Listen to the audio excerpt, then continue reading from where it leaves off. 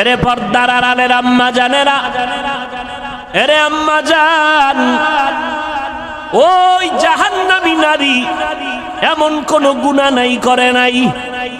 রাস্তা দিয়া চলতেছেন, হঠাৎ করে নজর করে দেখে রাস্তার কিনারা একটা কুকুর পানির পিপাসায় জিহ্বা বের করে কাঁদতেছে।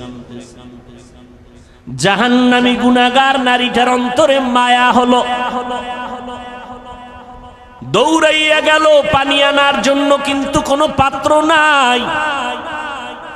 ওই গুনাহগার নারীটার পায়ে ছিল চামড়ার মোজা, মোজাটা খুলে পানি নিচে হাতের নাগালে পায় না, মাথায় ছিল ওড়না লাগানো।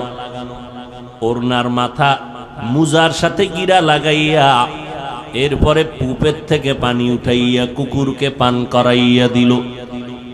সাথে সাথে গাইবি আওয়াজ, মদিনার নবী বলেন, ও সাহাবায়ে কেরাম শুনো, এত বড় গুনাহগার বান্দিটা শুধু কুকুরকে পানি পান করাইলো আমার আল্লাহর মোহব্বতের জন্য।